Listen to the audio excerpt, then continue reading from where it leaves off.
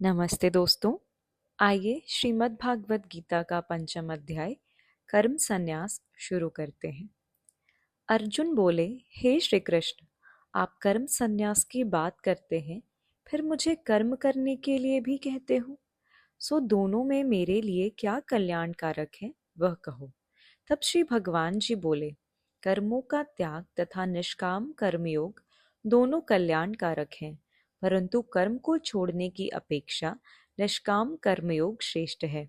वही सन्यासी कहा जाता है जो द्वेष नहीं करता, आशा नहीं करता तथा सुख दुख को एक समान मानता है। सन्यास और निष्काम कर्मयोग अलग अलग नहीं है। निष्काम कर्मयोगी और सन्यासी दोनों एक ही हैं और दोनों मोक्ष को प्राप्त होते हैं। निष्काम कर्मयोग का आचरण किए बिना कोई सन्यास योग को प्राप्त नहीं कर सकता है। अतः निष्काम कर्मयोग मोक्ष की ओर जाने वाले मार्ग पर पहली सीढ़ी है और सन्यास दूसरी सीढ़ी।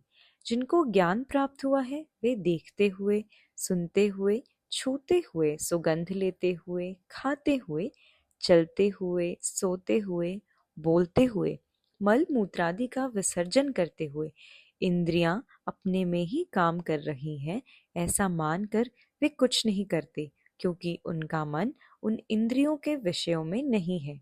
वे ईश्वर अर्पण कर्म करते हुए पानी में कमल के पत्ते समान इस संसार में रहते हैं। ज्ञानी पुरुष शरीर, बुद्धि तथा इंद्रियों से आत्मा की शुद्धि के लिए कर्म करते हैं। ऐसे मनुष्य मोक्ष रूप शांति को प्राप्त करते हैं। जो मनुष्य इंद्रियों के वश में होकर कर्म करता है वह कर्म बंधन में फंस जाता है। श्री भगवान जी बोले कि मैं किसी से कोई कर्म नहीं करवाता और ना ही कर्म फल देता हूँ। यह तो प्रकृति के नियम के अनुसार जीव कर्म करते हैं और देवता उन्हें फल प्रदान करते हैं। परमेश्वर ना किसी का पुण्य ना ही किसी का पाप ग्रहण करते हैं। पाप पुण्य का फल तो भोगना ही पड़ता है। संसार के लोग अज्ञानता पूर्वक भी यह कहते हैं, वो जो करता है, करवाता है और कर्म फल देता है वह ईश्वर ही है। परंतु ज्ञान का सूर्य प्रकाशित होने पर अज्ञानता का अंधकार दूर हो जाता है। जिसकी बुद्धि मन परमेश्वर में लगी है, जिसका परमेश्वर में विश्वास है, जो उनके वचनों का पालन करते हैं, उनके पाप नष्ट होते हैं और वे मोक्ष को प्राप्त करते हैं।